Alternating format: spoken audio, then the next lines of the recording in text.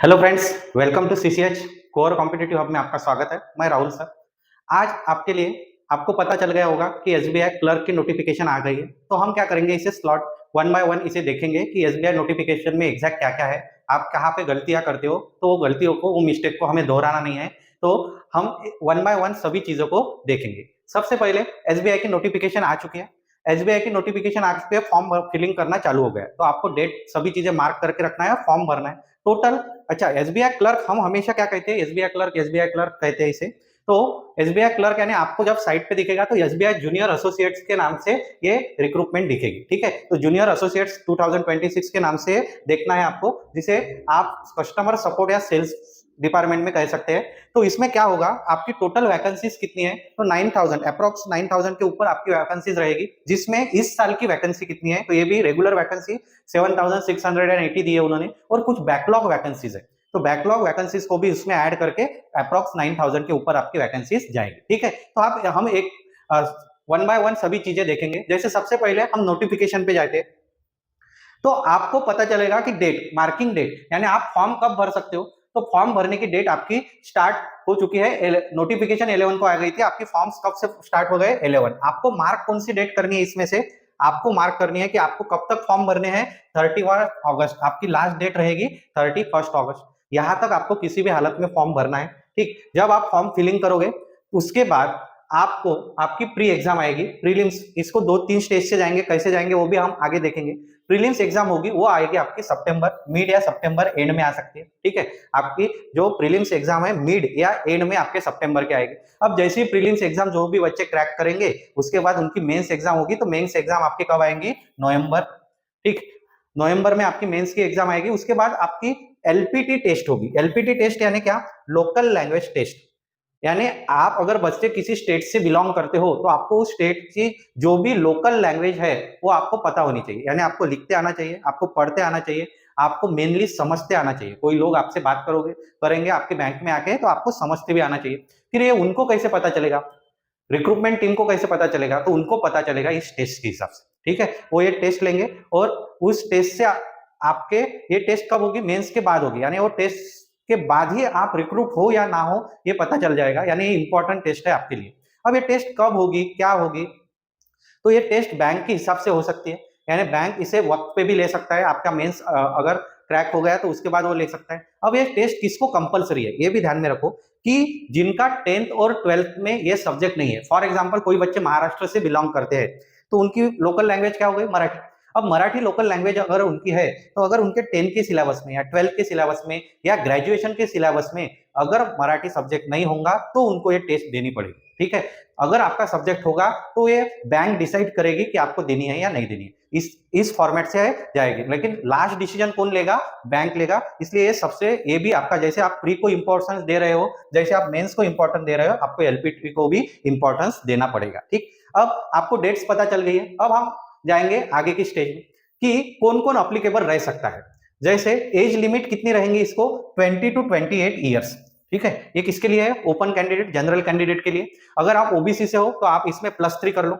आप SC ST other backward से हो तो आप क्या कर रहे हो, इसे +5 कर दो, बराबर। तो ये 28 +3 +5। अब काउंट कहां तक करना है, 1 अप्रैल। अच्छा, कौन बच्चे दे सकता है, तो एनी ग्रेजुएट, जिनका ग्रेजुएशन कंप्लीट हो चुका होगा वो सभी बच्चे इस एग्जाम को दे सकते हैं। या जो बच्चे फाइनल ईयर है वो भी एग्जाम को दे सकते हैं, मगर एक कंडीशन है। कंडीशन क्या है कि 31 दिसंबर तक आपका रिजल्ट, फाइनल रिजल्ट आ जाना चाहिए।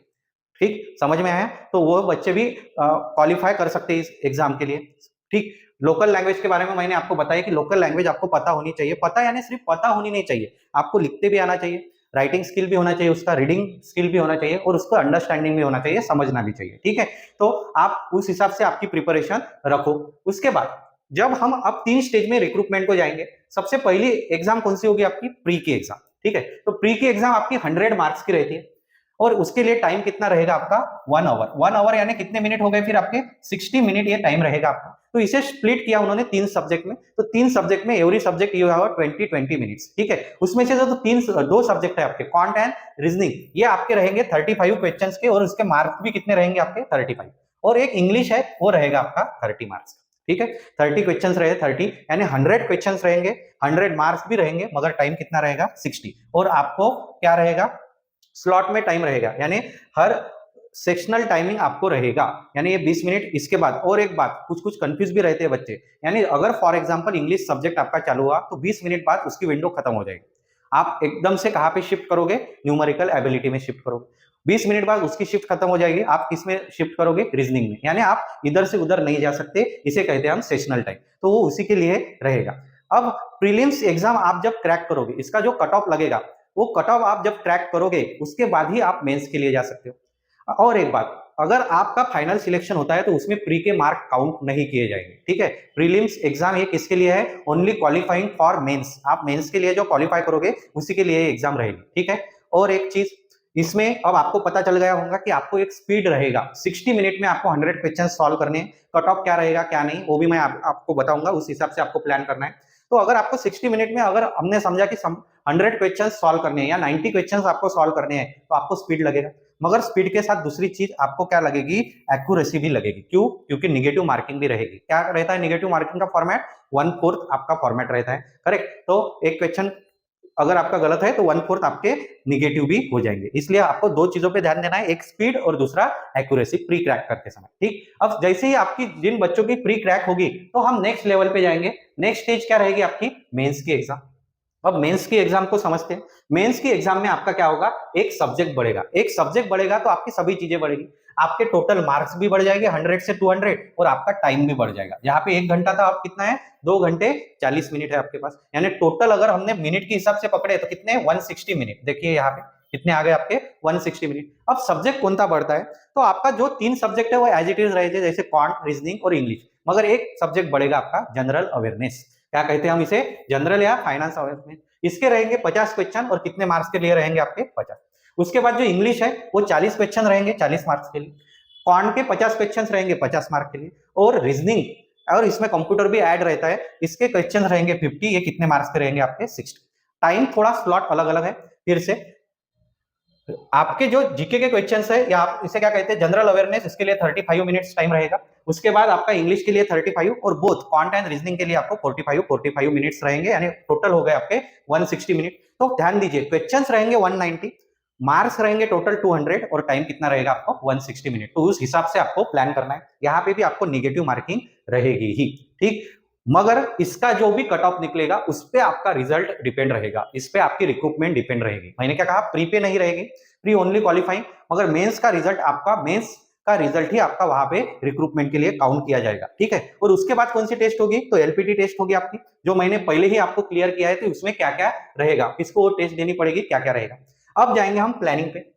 प्लानिंग यानी आपको कट ऑफ पता होने चाहिए, ठीक है। पिछले सालों के या पिछले 4 साल के, 2 साल के, 3 साल के आपको कट ऑफ पता होने चाहिए, इस हिसाब से आप कर सकते हो। तो मैंने क्या किया, प्रीलिम्स के कट ऑफ निकाले, आउट ऑफ 100 जनरल का कट ऑफ आपका 65.5 तक जाता है, यानी।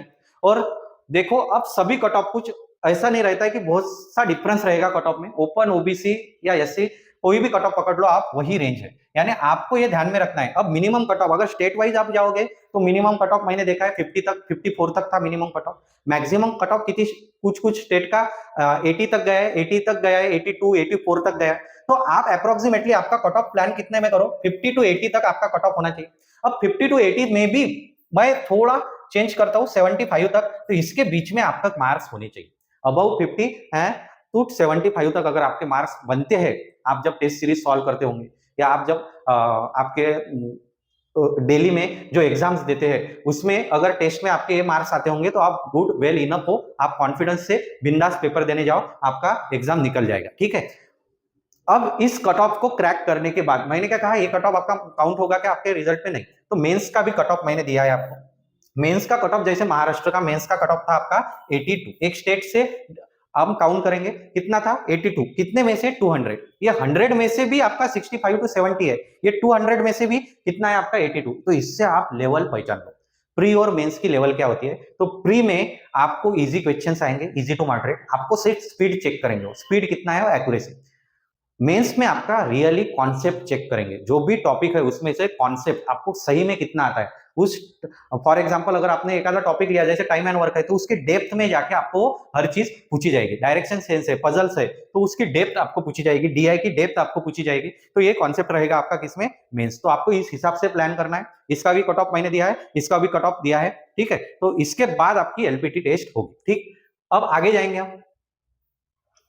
अब देखो कि रिक्रूटमेंट में एग्जैक्ट किसी हर स्टेट को अलग अलग सी रिक्रूटमेंट मिलती है, ऐसा नहीं। ऑल इंडिया जगह देखी थी हमने वो पहले, उसमें से महाराष्ट्र के बच्चों को देखा जाए तो महाराष्ट्र के बच्चों के लिए टोटल वैकेंसीज कितनी है, 1718 इतनी वैकेंसीज है। इसमें हर कास्ट के हिसाब से वो डिस्ट्रीब्यूट हो जाएगी। तो इतनी वैकेंसीज को आपको फॉलो करना है अगर आप महाराष्ट्र से बिलोंग करते हैं। अब ये करने के लिए अब एसबीआई में सही में एसबीआई क्यों ज्वाइन करना चाहिए या एसबीआई में क्या रहेगा, तो ये चीज देखियो आप, यहां से आपको पता चल जाएगा कि एसबीआई की सैलरी कैसी होती है। एसबीआई क्लर्क के बारे में बात कर रहे हैं, जिनका बेसिक पे उन्होंने कहा है 24,000 रहेगा।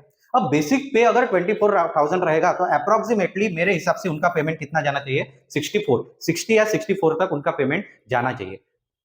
इसमें इंक्रीमेंट भी उन्होंने ऐड किए हैं, उन्होंने उनके इसमें बताया कि 2 इंक्रीमेंट शायद से बताया उन्होंने कि 2 इंक्रीमेंट्स अलाउंस ऐड होंगे उसमें, ठीक है। तो आपका पेमेंट जाना चाहिए अबाउ 60,000 तक जाना ही चाहिए। इतना पेमेंट या इतना रिक्रूटमेंट, इतना आपको सैलरी फ्रॉम जब से आप लगते हो वहां से आपको स्टार्ट होना चालू हो जाता है। तो ये क्या है, इस चीज से आपको क्या पता चला, एक तो आपको गवर्नमेंट जॉब मिल जाएगा, दूसरी चीज आपकी जॉब की सिक्योरिटी। गवर्नमेंट जॉब यानी क्या, सिक्योर लाइफ, सिक्योरिटी आपकी एक बन जाती है। और जो भी बच्चे ऐसा सोचते हैं कि मेरा ये पैकेज बनेगा वो, तो इस हिसाब से आप पैकेज बना के देखो, 60 के हिसाब से भी पैकेज बनाया तो वेल इनफ पैकेज, यानी स्टार्ट से आपको वेल इनफ हो जाता है, ठीक है। तो ये सभी चीजें अगर आपको ग्रैप करनी है, मैं पहले ही बताता हूँ, एसबीआई लगना यानी एक खुद में ही एक टास्क होता है एसबीआई में लगना, पीओ रहो या क्लर्क रहो, क्योंकि क्रीम बच्चे एसबीआई में लगते हैं। अब जो बच्चे एसबीआई में लगते हैं वो सही में अपनी एफर्ट देते हैं, सही में फॉलो करते हैं सभी चीजें, जैसे कंसिस्टेंसी हो गई तो वो फॉलो करते हैं, पूरे टेस्ट सीरीज फॉलो करते हैं,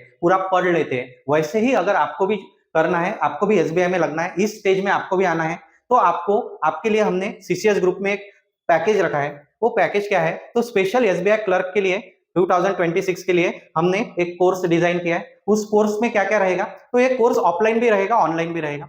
अब ऑफलाइन के जो बच्चे हैं जो सेंटर पे आएंगे उन्हें तो पता ही रहता है, एक बार उनके लिए फिर से बता देता हूँ। ऑफलाइन जो बच्चे हैं वो ये 2 सेंटर पे आप आ सकते हो, यहाँ पे आप इंक्वायरी कर लो, वहां पे सभी चीजें मिलेगी। न्यू बैचेस लॉन्च हो गया, मॉर्निंग भी बैच है, इवनिंग भी बैच है, आफ्टरनून भी बैच है, और दोनों भी सेंटर पे आपके बैच चालू है। अब जो ऑनलाइन बच्चे हैं, तो ऑनलाइन बच्चों के लिए क्या रहेगा, तो ऑनलाइन बच्चों के लिए भी हमने सभी चीजें आपको दी है जो ऑफलाइन के बच्चों को दी जाती है, मगर आपको बुक्स रहेंगे, आपको एमसीक्यूज रहेंगे, ऑनलाइन मॉक्स रहेंगे, लाइव एंड रिकॉर्डेड कोर्स इसमें रहेगा एसबीआई के जो 2026 के लिए डिजाइन किया हमने, ठीक है। अब इसकी फीस भी मैं आज ही बता देता हूं आपको, यानी वो भी कंफ्यूजन आपको नहीं होना चाहिए। जैसे ऑफलाइन की फी रहेगी आपकी 13,500, ठीक है। ऑफलाइन की फीस कितनी रहेंगी, 30,500, जो भी बच्चे उनको पता है, ठीक। इसमें इंस्टॉलमेंट एंड सभी चीजें वो रहती है, वो आपको ऑफिस पे आके पता चल जाएगी। अब ऑनलाइन के बच्चों को क्या है, तो इसके ऑनलाइन के जो भी बच्चे जो नहीं आ सकते, जो हमसे डायरेक्टली 1-to-1 नहीं मिल सकते, उनके लिए थोड़ा मैंने एक अलग सी चीज बनाई है। वो अलग सी चीज क्या है कि मैंने इस कोर्स को सीधा 5,000 में ही कर दिया है। आपके लिए कोर्स रहेगा 4,999 में, ठीक है। कितने में रहेगा, 4,999 में, कितने, विथ इंस्टॉलमेंट। एंड इसमें ये भी इंपॉर्टेंट है कि आपको इंस्टॉलमेंट ऑनलाइन कोर्स में भी मिलेगा। अगर जो बच्चे हैं वो नहीं भर सकते एकदम से पैसे, तो उस सब बच्चों के लिए हमने ये किया है 4,999। मगर इसमें एक कंडीशन है, ये कंडीशन क्या है कि ये सिर्फ पहले 101 बच्चों के लिए ही रहेगा। 101 जो बच्चे हैं, जो पहले 101 बच्चे ज्वाइन होंगे उनके लिए ही ये फीस स्ट्रक्चर रहेगा। नहीं तो नॉर्मल जो ऑनलाइन फीस रहती है आपको आपके हमारे पोर्टल पे दिख जाएगी, जो भी नॉर्मल फीस रहे वो रहेगी। अब इसमें भी एक चीज और कर देता हूं मैं मेरी तरफ से, अगर बच्चे ने इंस्टॉलमेंट नहीं डायरेक्ट पेमेंट किया एक ही इसमें, तो इसमें और 1000 का मैं डिस्काउंट देता हूं। ये रहेगा कोर्स आपको 3,999, कितने में रहेगा, 3,999 में ऑनलाइन कोर्स रहेगा। अब ज्यादा सोचो मत, डायरेक्टली इसे ज्वाइन करो और आपकी एसबीआई क्लर्क की जो आपका ड्रीम रहता है उसके लिए आप हमारे साथ काम पे लग जाओ। आपके एफर्ट, हमारे एफर्ट रहेंगे, आपकी एफर्ट रहेंगे, और दोनों मिलके हम इस सक्सेस को कैरी करेंगे, ठीक है। समझ में, और कुछ डाउट भी होगा आपको तो आप बिंदास पूछ सकते हैं, या आप स्कैन करके भी आपको सभी कोर्सेस पता चल जाएंगे, ठीक। तो ये कोर्स स्पेशली हमने आपके लिए डिजाइन किया है, तो इसकी फीस स्ट्रक्चर और सभी चीजें ऑफलाइन के बच्चे आप सेंटर पे आके मिल सकते हो, ठीक है। तो best of luck for your future.